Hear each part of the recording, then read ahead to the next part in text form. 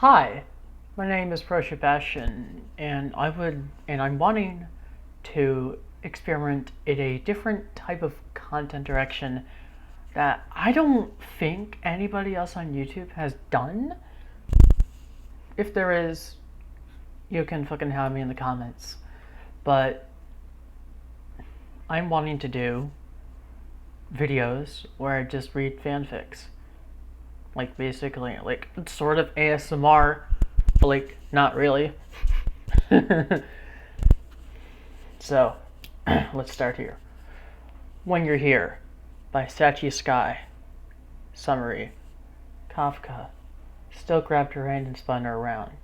Do you know me before my memory loss? She watched the light sheen on Kafka's eyes and felt the slight tremble on her hand before Kafka put on a teasing smile. Perhaps yes, perhaps not. Or perhaps I'm just the all-knowing Kafka. Who knows? She knew. Notes. I planned to write Renheng today, but somehow I wrote KafStel in an hour. Stel is what people say. I apologize to all Indonesians if I fuck up the pronunciation. Punya baka di tiap pingkolan. Chapter 1. A Moment That You're Here. Natasha laughed when Stel retold her latest adventure with Dan Hung in March. The kids love to play with his tail, Stel said. It's funny because despite how blank Dan Heng's expression was, he still let the kids play with his tail. I can imagine. Natasha sipped her drink. Her eyes twinkled in amusement. I missed all of you. You should bring all of them here sometimes. Not as much as you missed me, right? Natasha blushed. She tucked her hair behind her ear. Maybe, she teased with a curl on her lips. Stel leaned forward and kissed her in broad daylight. When she woke up the next morning, they were naked with Natasha sleeping peacefully on her shoulder. Somehow, she still felt empty. She asked March and Dan Hung before. For March, while sometimes her memory loss bothered her because she did want to know who she was, she still tried to not let it bother her. For her, the fact that she was alive was already a second chance, and she didn't want to let her memory loss stop her from enjoying life. For Dan Hung, it was different. Perhaps because he wasn't entirely clueless about his previous life, and despite his insistence that he was no longer Dan Feng, he knew that Dan Feng had an impact on a lot of people to this day. Namely, Blade. I don't know what I'm doing, Dan Hung confessed once they were sitting in the archive room. Because I'm still drawn to him, even though I shouldn't. I suffered for years because of him, you know. But I know that he also suffered because of Dan Feng. Dan Heng leaned on the shelf, a drink in hand, as he looked outside the train. I'm not Dan Feng anymore, and he's not Ying Jing anymore. Still, I want us to meet each other halfway. Perhaps we could really relearn. Perhaps it wasn't so bad. He sighed.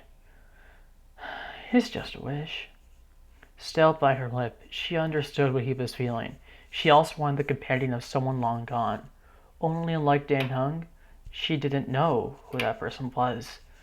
She groaned as she stirred from her sleep. Her body was sore, but in a pleasant way after a night of fulfilling sex. She rolled over and looked at Jing Yuan's sleeping face.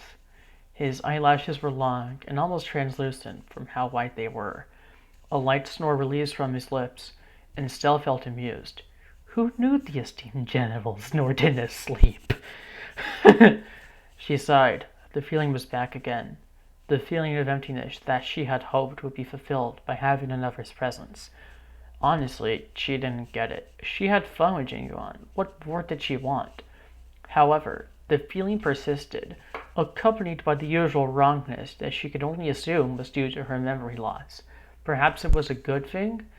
It meant that she didn't forget everything entirely. She wished that she could forget everything.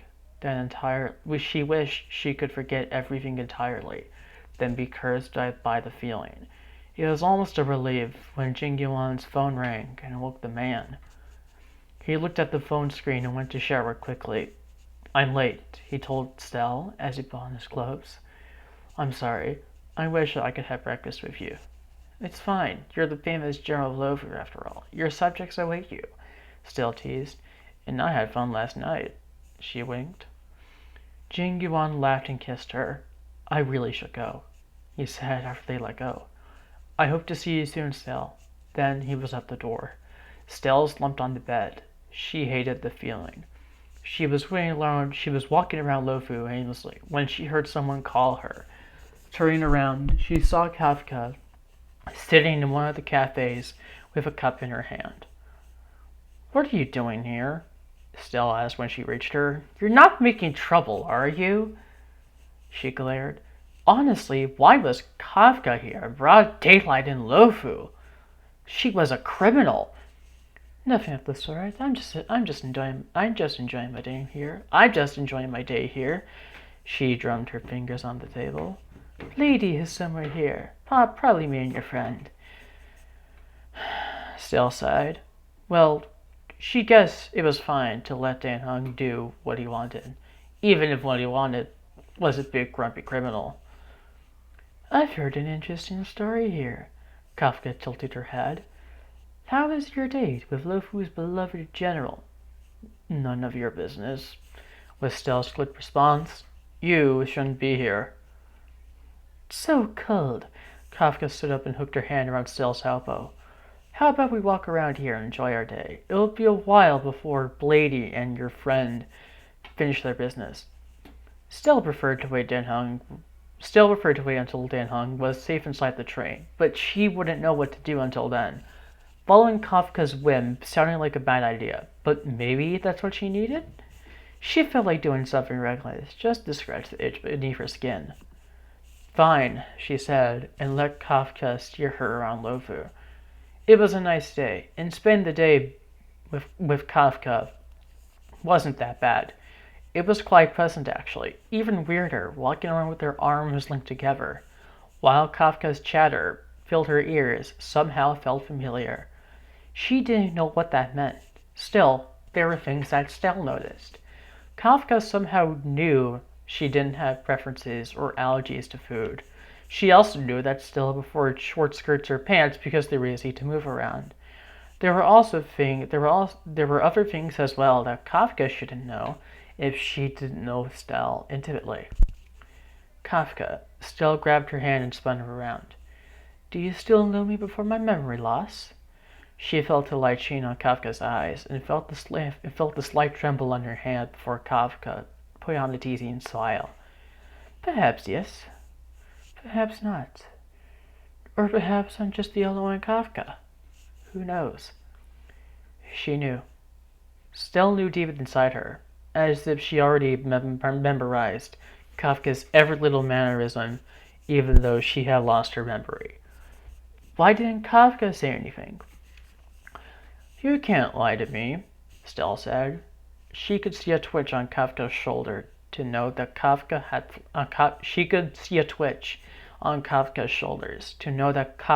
faltered. Can't I? Kafka's teasing smile was still in place. Yes. Stell took a step forward. Her hand grabbed the back of Kafka's head and bent down to kiss her. Immediately, Kafka melted into her. The feeling of familiarity was jarring, and Stell could feel how right it was. How she knew that Kafka would sigh into her lips if Stell had tilted her hand and bit her lower lip. As if struck by lightning, Kafka pushed Stell away. The blush on her cheeks quickly lost color. Kafka stood there with wide eyes and a pale face. Her expression was one that Stell knew would grace Kafka's face whenever she made a big mistake. But Stell wouldn't let this be a mistake. She reached out to Kafka's face in her hand. The familiar feeling washed over her. She must have done this many times before. Touching Kafka and kissing her felt right. The emptiness that she always felt was nowhere to be found. Found you. She knew it to be true. Next chapter. Chapter 2. Let the rain wash away your footsteps. Life covered in blood is so much she used to. The stench of blood and gore is familiar to her, just as familiar as her spirit whisper, as familiar as the sight of Stell with her bat in her hand and the smile on her face. "What is it?" Stella asked, her bat covered in blood on her shoulder as she tilted her head to Kafka. "Is there something on my face?" She tried to wipe her cheek, but instead it spewed blood all over her face. "You just spewed everything on your face, darling." Kafka laughed. She walked toward Stell and took out her handkerchief, trying in vain to wipe the blood. Stell caught her hand, leaned forward, and kissed her deeply.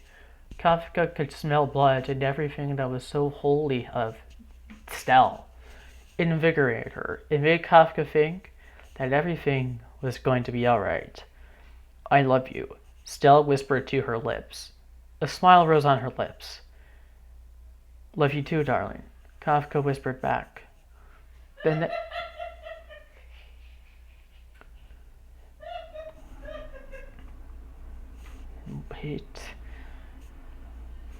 next time they met, Stell was far away in the hold of Astral Express. She laughed and joked with her fellow Nameless, and when their eyes strayed to each other, there was always a question on Stell's face. A question that Kafka could not answer yet, but it was fine. Kafka could feel the smile on her lips and whispered "Love you, darling," and hoped that it would reach Stell's side.